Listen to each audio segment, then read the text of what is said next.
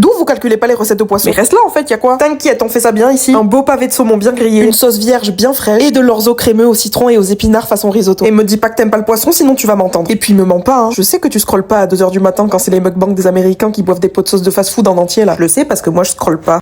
Bref, j'ai complètement oublié mon propos de base. Mais aujourd'hui on mange des légumes un peu noyés dans l'huile d'olive, certes, mais des légumes quand même. La sauce vierge, en vrai, t'y mets un peu tout ce que tu veux. Assez classique ici avec de l'échalote, des tomates, du persil, du basilic. J'y ai aussi ajouté des petites olives noires, de l'ail et bien évidemment toujours beaucoup de citron. J'ai mis que la moitié dedans pour le coup vu qu'il y en a aussi dans l'orzo. Du piment d'Espelette et une bonne huile d'olive extra vierge. J'ai aussi vu des gens enlever la peau des tomates. Tu peux, j'avais la flemme. On garde ça de côté et on passe à l'orzo. C'est des pâtes en forme de riz que j'ai fait comme un risotto. Bon, je vais pas vous mentir, hein, l'orzo c'est très bon, c'est super. Mais pour avoir galéré à trouver les pâtes en question, juste la prochaine fois je fais un risotto tout court. Hein. Je vous ai dit qu'on mangeait plein de légumes aujourd'hui. Donc j'y ai ajouté des pousses d'épinards frais. Assaisonnement très classique comme d'hab, sel, poivre, piment d'Espelette. Évidemment le jus de citron et la plâtrée de mascarpone, sinon bah c'est pas fun. Et j'ai terminé tout ça avec un peu de parmesan et beaucoup de zeste de citron. Pour un résultat très crémeux, très gourmand. Pour les pavés de saumon, on fait ça très simplement et on va venir juste les griller à l'huile d'olive avec du sel et du poivre, point barre. Le but étant d'avoir une peau bien croustillante et une chair bien colorée. D'ailleurs, saumon que tu peux totalement remplacer par un pavé de truite, hein, par exemple, ou même un autre poisson. Alors oui, je sais qu'il y a beaucoup d'ingrédients dans cette recette, mais à part l'orzo, vraiment ça m'a rendu fou ce truc. Tout est hyper facile à trouver, donc pas d'excuses. Voilà. En plus, on reste toujours dans le thème avec moi. Une assiette équilibrée, me direz-vous. Alors ok, j'ai mis 4 légumes, mais je vous ai pas laissé tomber, ça reste une assiette pour les gens qui ont pas peur du bonheur. C'est le code pour j'ai encore fait un truc gras sans faire exprès. Bref, abonnez-vous ou bagarre. Bisous les gros.